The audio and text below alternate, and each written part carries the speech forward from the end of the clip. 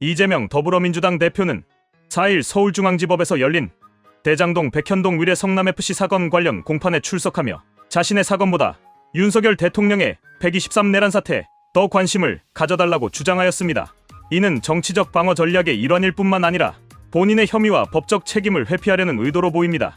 본인의 배임 및 뇌물 혐의에 대한 구체적인 해명 없이 외부의 이슈를 강조하며 자신에 대한 조사를 정치 탄압으로 몰아가는 것은 책임 있는 정치인의 태도라고 보기 어렵습니다. 이 대표는 자신의 재판에 대해 아무런 증거 없는 정치 탄압용 조작기소라고 주장하였습니다.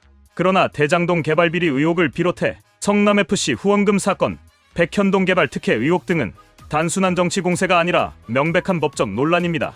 대장동 사건만 보더라도 민간 사업자가 7,886억 원 상당의 이득을 본 반면 성남도시개발공사는 4,895억 원의 손실을 입었습니다.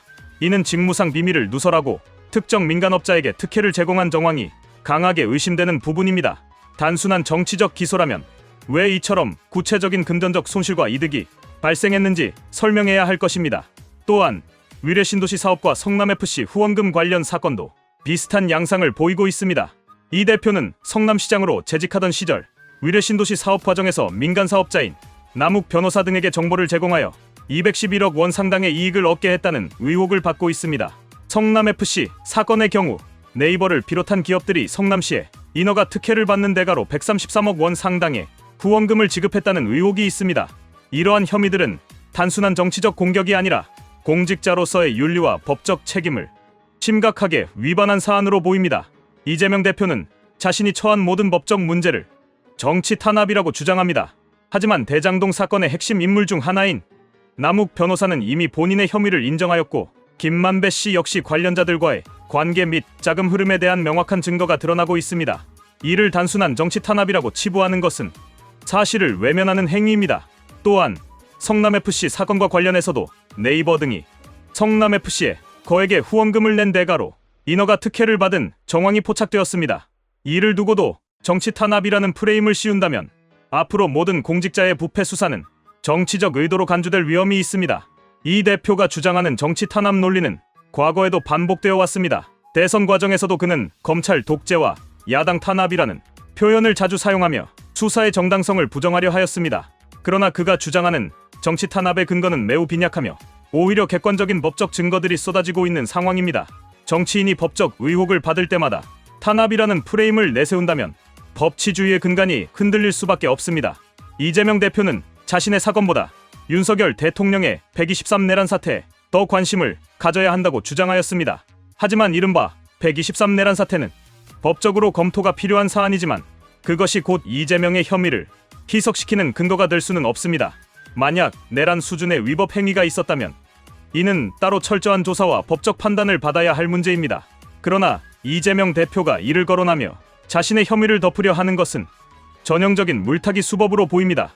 이는 국민들에게 혼란을 주고 본인의 법적 책임을 회피하려는 전략일 뿐입니다.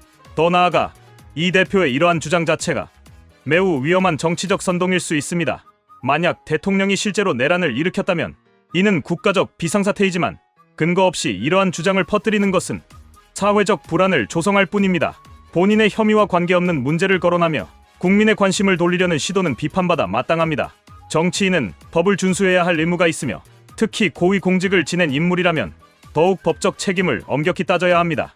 하지만 이 대표는 공직선거법 위반 혐의, 항소심 관련 질문에도 답하지 않고 자신의 혐의에 대한 해명보다는 정치적 공세로 맞서고 있습니다.